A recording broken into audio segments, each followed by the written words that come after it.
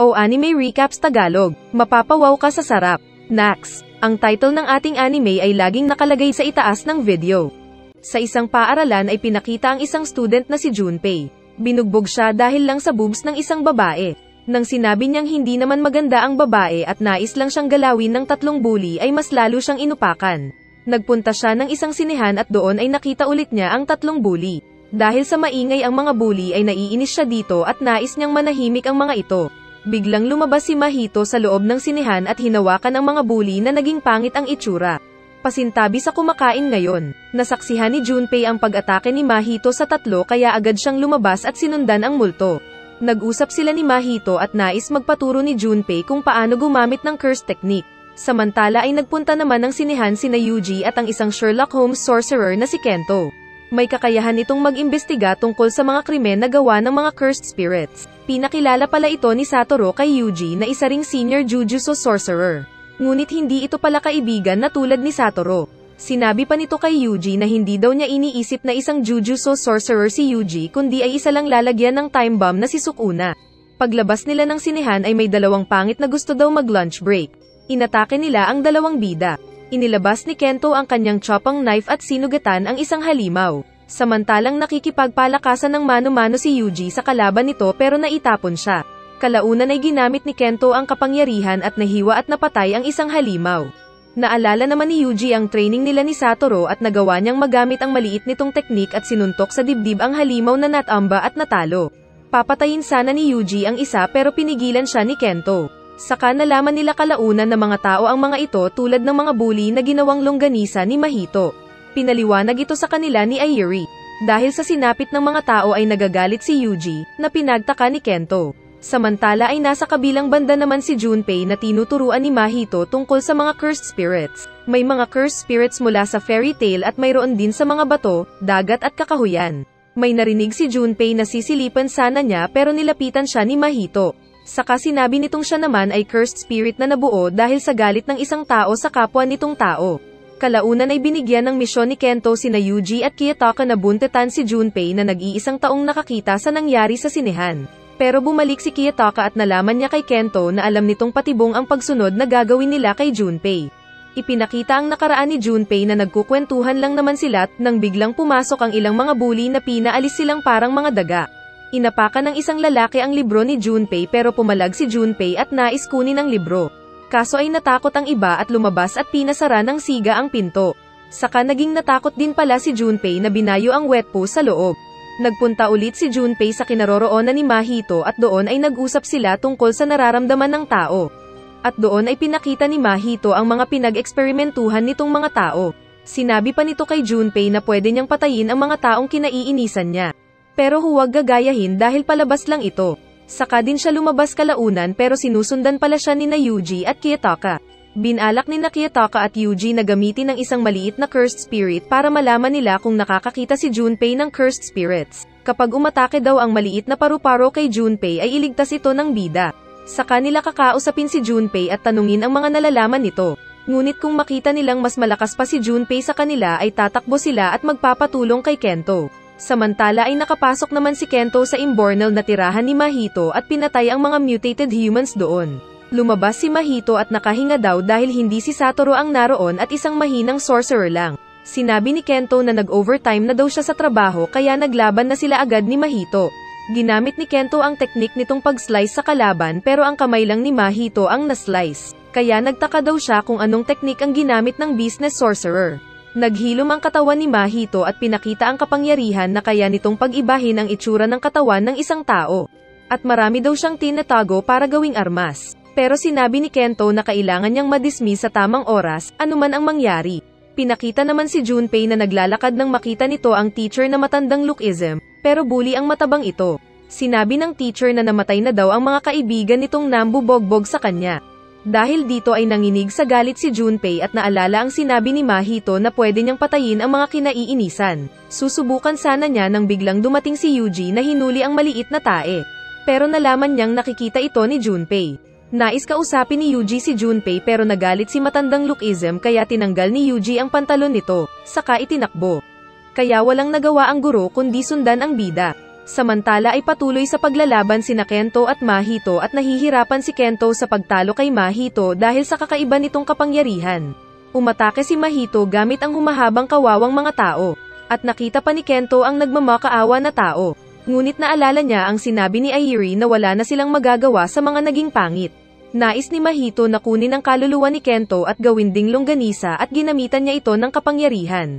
Pero hindi daw ito tumalab dahil sa curse technique ni Kento. Mas bumilis din si Mahito at nagagawa nitong palitan ang itsura.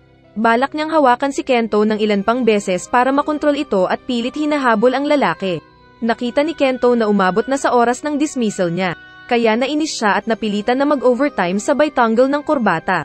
Nakita ni Mahito ang malakas na kapangyarihan ni Kento kaya mas lalo siyang na-excite na labanan ang sorcerer. Naisip daw kanina ni Kento na para talunin si Mahito ay subukan niyang ubusin ang lakas nito, kaya siya nagpahabol. Ngunit dahil ayaw mag-overtime ay ginamit niya ang isa pa niyang teknik na full force at inatake ang pader na nagkadurog-durog. Naiisip ni Mahito na ilagan ang mga tinapon ni Kento pero biglang nahati ang paa nito. Sinabi ni Kento na ayusin ito agad ni Mahito at kung sakaling buhay pa sila ay magkita ulit sila sa susunod. Saka natabunan ng mga bato si Mahito. Kinausap naman ni Yuji si Junpei at pinakitang sinabi pala ni Mahito na pag nakita ni Junpei ang botones ng uniforme ng mga Jujutsu High School ay kaibiganin niya ang mga ito dahil mga sorcerer ang mga ito. Sinubukang magtanong ni Yuji pero hindi sumagot si Junpei kaya hindi na nagtanong pa ang bida. Nagkwentuhan sila at nalaman nilang pareho silang mahilig sa mga palabas. Dumating ang nanay ni Junpei na pinagkamalang kaibigan nito si Yuji. Saka tinawag si Yuji para kumain sa kanilang bahay. Nagpunta si Kenjaku sa bahay ni Mahito at nakita ang kasama na parang uod na lumabas mula sa lupa. At excited pa ito na naikwento ang nakalaban na si Kento. Nagulat si Kiyotaka dahil nasa bahay ni Junpei si Yuji. Patungo na sana siya doon pero biglang tumawag si Kento na nasa isang CR na nagpasundo. Nasugatan pala ito sa laban nila ni Mahito. Naisip niyang bata pa si Mahito at kailangan nila itong matalo agad bago pa maging mas malakas. Masaya namang kumakain sina Yuji at Junpei kasama ang nanay ng lalaki. Mas nagkakalagayan sila ng loob dahil sa mga palabas nilang napanood. Nakatulog na ang nanay ng tawagan ni Kiyotaka si Yuji. Nag-usap pa sila at sinabi ni Yuji na kahit makakalaban niya sa hinaharap ang isang masamang sorcerer ay hindi pa rin siya papatay dahil ayaw alisin ang halaga ng buhay. Kaya nagdadalawang isip din si Junpei sa pagpatay. Ipinakitang nagising ang nanay ni Junpei ngunit nakita nito ang isang daliri ni Sukuna. Ngunit sa likod niya ay mayroon palang halimaw dahil sa daliri. Namatay ang ina ng kawawa at sinabi pa ni Weirdo na master nito na isa sa mga kaklase niya ang kumulam sa nanay niya. Kaya nagpalit ng uniforme ang biktima saka nagpunta ng paaralan. Sa paaralan ay binigyang parangal ang isang bully na student dahil binayaran pala niya ang kanyang honor. Sa labas ay naroon sina Mahito at Kenjaku at doon ay gumawa si Mahito ng barrier doon. Naipakita na sila rin pala ang naglagay ng daliri ni Sukuna sa bahay ni na Junpei dahil may balak silang niluluto. Sa loob ng paaralan ay nakatulog ang lahat ng mga bata dahil sa kapangyarihan ni Junpei. Saka dumating si Junpei na pinakita sa guro ang sunog ng sigarilyo sa ulo nito na kagagawan ng mayamang bata. Ginamitan niya ng kapangyarihan ang bully sa kanya binugbog at pinalutang sa ere. Akala kasi niya kung ito ang naglagay ng sumpa sa kanilang bahay na ikinamatay ng kanyang ina. Ipinakita ang nakaraan na tinuruan ni Mahito si Junpei kung paano nito makontrol ang Shikigami. Babalikan sana ni Junpei ang binubugbog pero bigla siyang hinayla ni Yuji at sinuntok. Pinigilan naman siya ng jellyfish na Shikigami pero wala itong laban kay Yuji. Nasaktan si Junpei na nahulog sa labas ng bintana pero agad na sinundan ni Yuji. Habang nasa ere ay inatake ni Junpei ang bida pero nakalaban pa rin ito at nakalapit at nasuntok ang mukha ni Junpei na muling tumilapon sa loob ng gusali. Nagtanong si Yuji kung ano ang dahilan ni Junpei at sumagot nga ito, kaya nakonsensya si Yuji. Hinayaan niyang matamaan ng pag-atake ni Junpei kaya naging kalmado si Junpei na natakot sa pagkasaksak kay Yuji. Pinakalma ni Yuji si Junpei at inanyayahan na magpunta din ng Jujutsu High School para maging malakas at saka nito hanapin kung sino ang nangsumpa sa kanila ng kanyang ina. Ngunit biglang lumabas si Mahito at inatake si Yuji. Saka sinabi nitong bobo din si Mahito na tulad ng mga taong tinatawag niyang bobo. Sa kanya ito ginawang taong butiki gamit ang kapangyarihan. Dahil dito ay hindi na nag-iisip si Junpei na inatake si Yuji. Sinubukang tawagin ni Yuji si Sukuna pero ayaw siyang tulungan ng makong na Sukuna. At nagsasaya pa ito dahil nakalimutan ni Yuji ang kanilang kasunduan. Nagtataka din si Mahito dahil bakit hindi gawin ni Sukuna ang pinapagawa ni Yuji kahit na nagkasundo na sila. Dahil sa pagiging longganisa ay namatay si Junpei. At napagtanto ni Yuji na kahit anong gawin niya ay mga tae sina Sukuna at Mahito. Dahil sa galit ay sinuntok ni Yuji ang mukha ni Mahito. Tatawa-tawa pa ito pero nasaktan din ang kanyang katawan. Patuloy ang pag-atake ni Yuji pero nagbabago lang ang anyo ni Mahito para hindi siya masaktan saka ito umaatras palayo. Alam ni Yuji na hindi natatablan si Mahito pero binalak pa rin niyang patuloy sa pagsuntok hanggang mapulbos ang kalaban. Ngunit naging latigo ang kamay ni Mahito na inatake ang napaatras na Yuji. Naitapon si Yuji sa labas tapos naging parang palasong mahaba ang kamay ni Mahito. Umiwas ang bida at sinubukang hilahin ang kamay ni Mahito na naging lubid. Pero natusok siya, pero binalibag pa rin niya si Mahito. Sinuntok ni Yuji ang lupa sa kanilapitan at sinuntok sa tiyan ang kalaban pero bigla itong naging cactus at tinusok ang katawan ni Yuji. Binalak pa nitong gawing laruan ang kaluluwa ni Yuji pero nagulat siya dahil bigla niyang nakita si Sukuna na binigyan siya ng warning. At kapag uulitin niya iyon ay papatayin niya ito. Sinamantala ni Yuji na mauntog-untog ang ulo sa nasasaktang Mahito at sinipa ito sa mukha. Pero bigla itong nagpunta ng likod niya at muntik na siyang mapitpit kung di siya niligtas ni Kento. Dumating pala ito para iligtas siya. Saka sinabi ni Yuji ang sitwasyon sa paaralan at pinaliwanag kung bakit nagdugo ang ilong ni Mahito. Kaya nakaisip ng paraan si Kento na magtulungan silang dalawa ni Yuji para gumawa ng adobong Mahito. Pinagtulungan ng dalawang bida ang pangit na long hair at maganda ang laban. Pero nagpalabas ng mga transfigured humans ang kalaban at inutusan ng mga ito na atakehin si Yuji. Dahil alam niyang hindi naisakta ni Yuji ang mga tao. Inatake ng mga halimaw si Yuji pero nagmakaawa ang mga ito na patayin sila ng bida.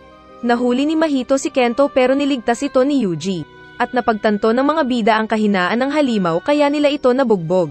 Ngunit sa gitna ng panganib ay biglang nakayanan ni Mahito na palawakin ang kanyang domain expansion. Nagpalabas siya ng maraming mga kamay at nakulong si Kento sa loob dahil ito ang balak manyakin ng kalaban. Nais makapasok ni Yuji pero hindi niya kaya.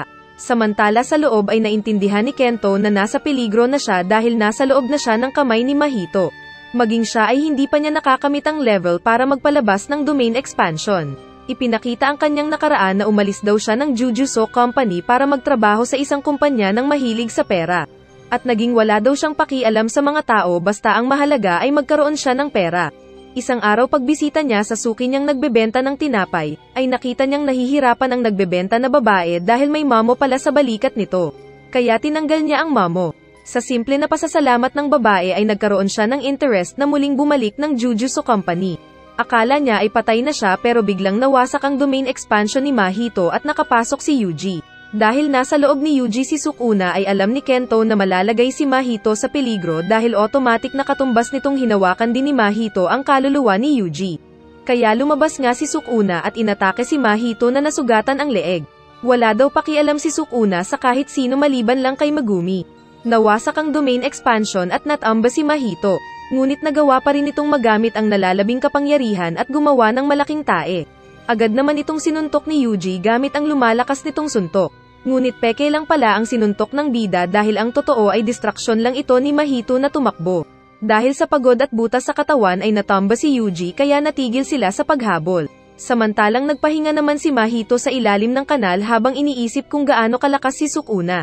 Kalaunan pa ay pinuntahan ni Mahito at Kenjaku si Jugo na naliligo sa isang hot bath. Sana all. Naka-recover na rin ang katawan nito at nanghihitit pa ng kawawang tao na ginawa niyang swako. Nagbalak ang tatlo na ipunin nila ang lahat ng mga daliri ni Sukuna at gamitin ito para makuha nila ang loob ni Sukuna para sumama sa kanilang grupo. Sa kinaroroonan naman ni Satoru at Kento ay dumating si Yuji na excited para sa pagbabalik at pagpapakita nito sa paaralan. Naiisip kasi nito kung ano kaya ang magiging reaksyon ng mga kasama niya sa kanyang muling pagpapakita, lalo na at inakala nilang patay na siya. Pagdating ng araw ng contest ay napahiya si Nobara dahil siya lang ang may dalang malita. Akala niya kung pupunta sila ng Kyoto, pero ang mga taga-Kyoto pala ang pupunta sa kanila. Dumating naman ang mga Jujutsu students na nagmula sa Kyoto at nagbatian sila. Hinahanap nila ang isang tao na akala nilang makakasama ng mga first year. Pero dumating si Satoru dala ng isang kahon, kung saan lumabas si Yuji. Nagpakita si Yuji na inakala niyang magugulat ang mga kasama pero natulala lang ang mga ito. Maging ang ibang students ay hindi interesado sa bida. Nakita ni Lolo Jockey ang bida at napamalagat na naman ang isang mata nito lalo na nang inaasar siya ni Satoru. Sinabi nila sa mga manlalaro ang rules ng palaro at saka din sila naghiwalay. Sa grupo ng mga bida ay nalaman ni Yuji kung ano-ano ang mga kakayahan ng bawat kagrupo. Malakas daw ang kapangyarihan ni Toge na speech user dahil pwedeng kahit na anong sabihin nito ay mangyari. Kinukuha ni Makia ang pinahiram nitong tabak kay Yuji, na nasira ng bida, kaya nagpalusot na lang ito na binalik niya kay Satoru. Samantala ay inutusan ng matandang prinsipal ang mga mag-aaral na kailangan nilang patayin si Yuji ngunit palabasa na aksidente. Dahil di raw sila nakakasiguro kung tao pa ito lalo na at nasa kanya si Sukuna. Ngunit hindi payag si Todo na sinipa ang pinto. Aalis daw ito para panoorin ang idol nitong chicks. Sinubukan siyang pigilan ni Kamo at ng matanda, pero nagalit si Todo at sinabing papatayin nila silang lahat kung pipigilan siya sa nais nitong panonood ng chicks. Nang sinamiwan na lang ang natira ay nag-usap sila kung paano gawin ang misyon. Sa loob ay hindi rin payag si Miwa sa pinapagawa sa kanila na pagpatay kay Yuji. Kinakausap naman ni Satoru ang kasama nitong guro sa Kyoto School na si Yori. Ipinaalam ni Satoru na posibleng may traidor sa kanila dahil sa nakalaban nilang mga cursed spirits na organisado ang grupo. Sinabi kasi ni Satoru na mahina si Yori kaya binato siya nito ng kape. Nagsimula ang contest ng mga students ng magkaibang paaralan at sa battlefield ay sinalubong sila ng malakas na si Todo. Pero agad itong inatake ni Yuji kaya nakatakas ang iba. Ipinakita ang pagpaplano ng mga bida na binalak pala nilang si Yuji ang ipapalaban kay Todo para lang istorbohin nito, para makapagtrabaho ang iba sa kanilang objective. Muling pinakita ang naglalaban na Yuji at Todo. Sinuntok ni Todo si Yuji kahit may gagambang pumagitna at naitapon si Yuji. Saka siya pinagsisipa ni Todo sa ulo. Susuntukin pa sana nito ang bida pero nakita niyang wala na itong malay. Aalis na sana si Todo pero biglang gumalaw at tumayo si Yuji. Nagagalit ito dahil sa pag-apak ng maskuladong kamukha ng kalaban ni Baki. Nagtanong si Todo kung anong klase ng babae ang type ng bida. At sinabi nito na matangkad na matambok ang puwet. Kaya napa-imagine si Todo na best friend sana sila ni Yuji kung sakali at naiyak pa ito. Pero biglang nagpakita si Mai at binaril ang bida na nakailag. Dumating din ang iba pa at ginamit ni Miwa ang espada.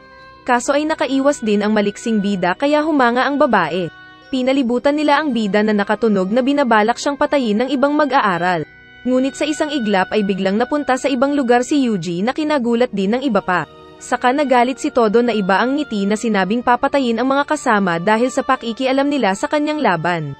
Naramdaman pala ng Tokyo Group ang biglaan na pagtaas ng killing presence ng kabilang grupo nang makita nila si Yuji. Saka lahat sila ay nagpunta sa kinaroroonan ni Yuji para tulungan at makumpirma ito. Sumagot si Kamo na nais nilang patayin si Yuji ngunit wala silang sama ng loob. Samantala ay patuloy ang labanan ni Todo at Yuji at nagiging masaya si Todo dahil nakakalaban nito ang malakas na lalaki. Kahit na mas maliit daw ito ay kakaiba ang time lag ng suntok nito. Ngunit napasigaw ito sa inis dahil mali daw ang teknik na iyon ni Yuji. Kaya sinabi nito sa bida na mahina ang time lag teknik niya na iyon at hindi siya nito matatalo. Kaya nagpalabas pa ng enerhiya ang bida sa katawan at umatake. Nasisiyahan naman si Todo dahil sa ganda daw ng pagkarate sa kanya ni Yuji. Naibalibag siya sa lupa at nasuntok sa ulo. Pero nakangiti si Todo na isinangga na ang ulo at hinawakan ang kamay ni Yuji. Saka bigla itong nag-lecture sa bida na ang time lag technique ni Yuji ay para lang sa mga mahihinang sorcerer. Kaya tinuro nito kung paano ma-channel ng tama ang enerhiya sa katawan. Na naintindihan daw ni Yuji kaya muli silang nagposisyon sa laban. Samantala ay nasukol ni Nobara at Panda si Momo sa isang puno. Doon ay sinusubukang asarin ni Nobara si Momo pero feeling niya ay siya ang naiinis. Biglang nabaril si Panda na natambas saka dumating si Mekamaru. Pero bumangon bigla si Panda at inatake si Mekamaru. Ipinakita ang tunay na Mekamaru na sugatan at maraming benda na galit. Inilabas nito ang armas ng robot niyang Iron Man at pinag-aatake si Panda. Naglabas ito ng malaking laser pero sinangga ito ng Panda. Saka ipinakita na si Panda pala ay isang cursed spirit ng Tokyo Principal na kanyang sinanay sa pagsuntok mula pagka-baby. Kaya pinagsusuntok nito si Mekharu na hindi makita ang pag-atake ni Panda. Saka pa niya ito inuntog ng puwet. Naipanganak daw na walang kamay at paa si Mekamaru kaya kapag nakakakita siya ng cursed object na naglalakad ay naiinis siya. Kaya ginamit nito ang buong lakas ng ultimate cannon at pinasabog si Panda. Akala ni Mekamaru kung natupok na ang kalaban niya. Pero bigla itong nagbago ng anyo na mabangis na panda ang muka na may pagka-gorilya. Sinuntok nito si Mekamaru na gumamit pa ng ultimate panangga nito pero nasira lang at naitapon siya ng malayo. 3 daw ang cursed core object na nasa katawan ni Panda at nasira na ang 2. At tanging ang Gorilya Core na lang ang natitira sa kanya na may lakas. Naiisip naman ni Mekamaru na masisira ang robot niya kapag muli niyang gagamitin ang mga malalakas na pag-atake. Mabilis na inatake ni Panda ang robot at naglaban sila ng malapitan. Ngunit ginagamit ni Mekamaru ang isip at nilalayuan ang panda. Nagtapon siya ng tiles na kinadistract ni Panda, sa kanya ito pinatamaan ng laser sa inaakala nitong kinalalagyan ng core. Natama naman si Panda, ngunit tinago na pala nito ang core sa ibang parte ng katawan. Saka nahuli nito si Mekamaru at binasag ang ulo ng robot. Nag-usap pa sila panandalian at sinabi ni Panda na creepy daw ang mga tao. Saka huwag daw magalit sa kanya si Mekamaru dahil hindi naman siya ang kalaban nito. Kaya nga daw siya naging sorcerer para labanan ang mga cursed spirits na mas asama. At nagpaalam si Panda na nagsabing sa kanya bibisitahin ang tunay na Mekamaru minsan. May katuloy pa mga pogi. Kaya antayin nyo lang ang kasunod.